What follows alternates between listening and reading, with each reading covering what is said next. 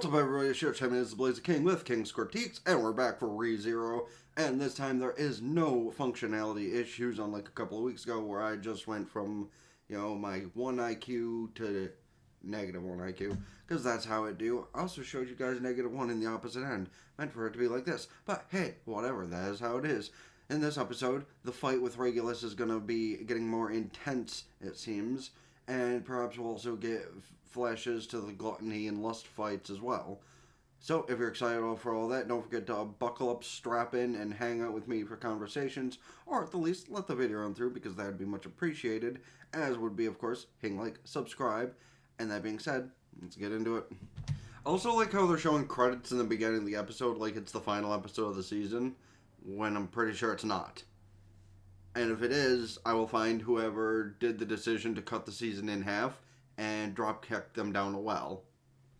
Well, I wouldn't say that. Life is precious to some, who actually have hope and faith in life, like Amelia, but then again, she's an elf, so unless someone murders her, she's set for a few thousand years. But, I don't know, everyone decides what's precious to them. Personally, I wouldn't be trying as hard, but also, things that are precious to me, apparently people don't want to be of assistance to, so that's just my personal bitching for the episode, sorry. Yeah, you can't forget Amelia. Regulus already killed all their loved ones, so unfortunately he's the only thing they have, but that was kind of his point. But you could release them and be like, you could all join Subaru's harem. Amelia literally could probably just be like, okay, you know what, I'm done with dealing with all of you. Freeze, freeze, freeze, freeze, freeze, freeze, freeze, freeze, freeze, freeze, freeze. Alright, come on everyone. And just drag them out of there. But now she's taking the passive approach, which is respectable. But honestly, this is, and I'm sorry to get realistic like this, but this is literally the same kind of concept, because it is, as trying to bring a woman who's just used to her abuser out of that home so people can run in and beat the ever-living fuck out of their partner. But, they're all, no, we don't want to do that. No, we're comfortable here. Listen here. The only one who might hold any feelings for that piece of trash might be whoever is the closest to his first wife. So, probably not. Because honestly, with how high the numbers were, I imagine anyone else probably already dead. Probably because of him. I hate the way he walks. Okay, hold on. No, you can hate the man, but come on. I think that's probably just, really specific. I hate the way he walks. Shit, I can agree on hating the way some people walk, because they do it so fucking stupid or overconfidently. But man, that is such a personal attack. Not even, I hate him because he's a piece of shit. I hate the way he walks. Damn. I physically can't stand him. A lot of these women are making very good points. Sylphie sounds kind of like an elf name, so that's kind of funny. See, and here's the crazy part, realistic comparison aside, which, only know I'll leave about that is, if y'all are in that situation and can get into this situation, something to consider. Or hey, if you, know the abuser's schedule and can, take care of things yourself. I'm not promoting any physical harm that could get you arrested, but I am saying that, if they can't hurt you anymore, is that really so bad? But no, in this specifically, at least once she rescues all of them, they can all be held up in, the cathedral or come back to Roswell Mansion until they find their own place or something like that, because I don't imagine Amelia will just rescue them and then be like, alright, you bitches are on your own, and they're just kind of like, what? Because that'd be a little fucked up, honestly. Meanwhile, this man's still getting the shit kicked out of him just to kill time. Okay, listen, we come back to the same topic of Merciful, my guy. You are probably the biggest piece of shit I've seen in this show so far. Beetlejuice was a piece of shit. You Roswald is a plot relevant piece of shit who is at least... I'm still not sure if Roswald's like a good guy or just like working for the right side until the time is right. I'm still not 100% sure on that. But like, at least, Beetlejuice kind of had patience some of the time. Roswald is an intelligent man. Regulus? Regulus is... I used the Drake comparison, so what am I going to do now? Charles Manson. People want to trust in him, believe in him, and really, he's just a piece of shit. Actually, I can't even use the Drake comparison for him thinking on it, because I don't think he's... Well, he might have forced himself on some of those women, considering the main question he asked Amelia was, are you still a virgin? But that also could very well mean that he might just leave all of them pure even after becoming his bride. I don't know. We've not really heard anything to say otherwise, just assumative. Oh, Amelia already figured that one out. It's a matter of how to detach it without killing one of them. Which, unfortunately, might be what has to happen, is the one sacrifices herself. But to take him out, she'd probably not mind. Yep, she's assuming pretty much what I just said. In order to take him out, she has to end her own life. But I imagine Amelia will probably figure out something else to do that. Because, she's an ice elf with control of spirits. So technically, couldn't she, send a spirit into Sylvie and freeze her heart long enough to be able to kill Regulus? The funny part is, her having this flashback pretty much does mean that that movie of her backstory is indeed canon. I've had some question about that since watching it, honestly. Is that legitimately her backstory or just what they're giving us? Yeah, nope, that is indeed the canon attachment from her aunt and Beetlejuice and that entire situation and her freak out that froze her for a long time, and yeah, alright. Oh, okay, girls, we come back to the Charles Manson thing. I'm sure y'all can figure out another way, so Amelia's not like, I want all of you to help me defeat Regulus, and I'm gonna save y'all, and then they just drop. It's like, this is not what I meant at all. Yeah, Amelia wasn't gonna just let that happen. See, so she's doing literally what I said. Come on. Ice, freeze, temporary pause. Kind of like how Regulus pauses time for himself. She can basically do the same thing with this. They act like it's permanent. A piece of shit. See, Subaru agrees. Temporarily. Hold on, I gotta play that one back. That was good. I didn't expect that one.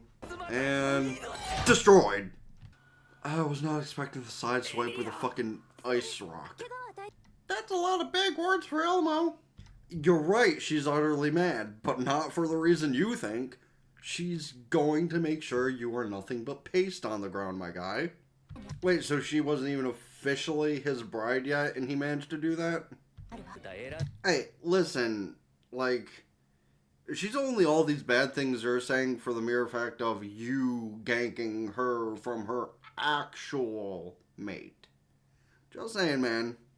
And, jealousy of Subaru aside, you're the problem.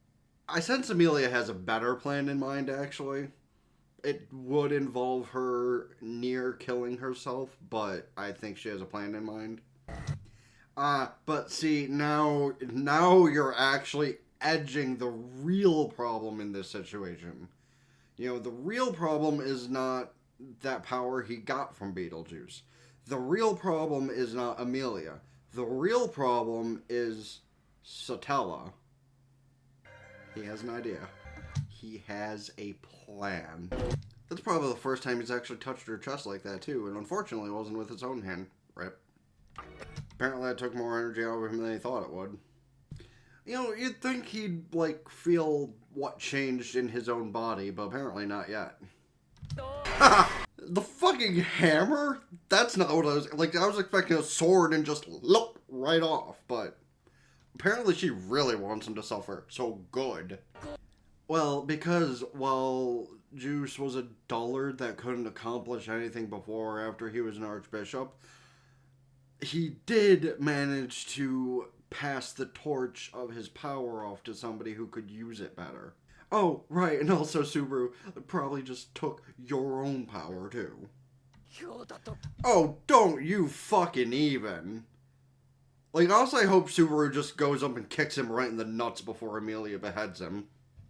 I'm gonna use another comparison here. This is literally just like a situation in, like, wrestling, you know, where somebody had a group of like 4 or 5 people who just constantly beat up on one person for several months at a time, and then eventually those people left that main leader of the group, and then they started getting the shit kicked out of them, and then they bitch about people ganging up on them. This is basically that. Oh, he looked up and saw what's coming back. So it's not Subaru who's truly taking him on one-on-one. It's that shining star. Yeah, remember him that you yeeted up into the sky an episode or 2 ago? Yeah, he's back and he's ready to finish the job. This motherfucker propelled himself off the moon. Okay, Reinhard, go off, King. Do your thing. That's not what I expected, but like I expected him to eventually gain leverage and just fucking propel himself in the sky like fucking Sanji or something. No, he literally was like, oh hey, a surface I can land on. No, for real though. Like, that is the proper expression and question to be asking. It's just, huh? Nope. Your first wife was probably the only one that actually did care about you. That's the crazy part. And then you took that and ran with it. And now, you're getting every little thing that you deserve. Which, again, I reiterate, I'm not pushing to murder actual human beings. But hey, if you know someone who's abusive, maybe if they can't walk, that's not such a bad thing. Okay, so yeah, he kind of pushed it a bit far even with his first wife, but like, I feel it is actually kind of depressing if Amelia did actually kill them instead of just like temporarily to be able to finish him off. I don't know if she could have brought herself to do that, but maybe, because it did seem like she did like just kind of encase the entire place in ice. So it literally could go either way. She either did actually kill them, or they're all just frozen solid there in stasis, similar to how she was when she like did what she did in the movie. However, doesn't matter if you stop your heart. So this is similar to the Heat-En incident where, yeah, sure, you can stop your heart and keep living, but what kind of life is it to be living in a hole? Wow, that actually feels like a metaphor. We're gonna look past that one. I actually didn't realize that he was there during that situation. Apparently I don't remember the movie well, or they didn't actually show his face during that incident. Also, good sir, here's the thing. You're not getting back up there to finish her off. Like, you're going to die one way or the other, and that hole that you're in that's filling with water, yeah, she's also going to encase that in ice. I thought the thing glitched for a minute. Just a preview, no, this is an after credits bit. Man, like, okay, some shows need to recognize what's an after credits bit and what's a preview, because if I had to click skip preview without checking, I will have lost the last couple minutes. Oh hey, and exactly as I said, she didn't actually kill them, she just left them in stasis. Exactly as I said she would, because she's not as heartless to kill all of them. Now we're getting back to this fight next episode. Thank God that piece of shit's gone, right? Now listen, I'll re-go over, mostly for the side of the cut-up bits, that if you're in an abusive relationship, in any way, shape, or form, and you don't want to do something about it yourself, although I highly encourage that you do if you're in that kind of situation, because, listen, they don't sleep forever, and you don't necessarily have to kill them because that's illegal. However, when you have proof that they've assaulted you and you're just defending yourself, there are just those two tendons on, behind the knee that if you, they won't be able to move while you're contacting police. Just saying. But that thought aside, it is actually really cool to see that they're like flashing back to the movie for shit involving Amelia, because it was kind of in question on if that was like actual true canonic storyboarding for her, because it did kind of like make sense with every piece they tied together leading up to the Beetlejuice thing, but like I still was kind of unsure, but now obviously I'm 100% certain on that.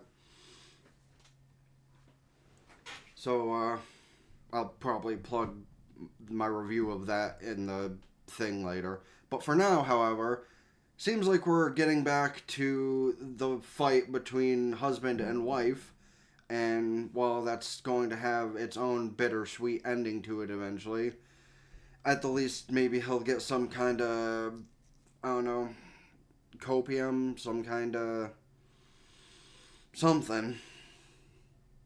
But it's gonna be a fight. They'll both probably get a chance to like break whatever kind of mind shit she has going on, where he can talk to her and ease her spirit, and then she'll take herself out. That's probably how that's gonna go.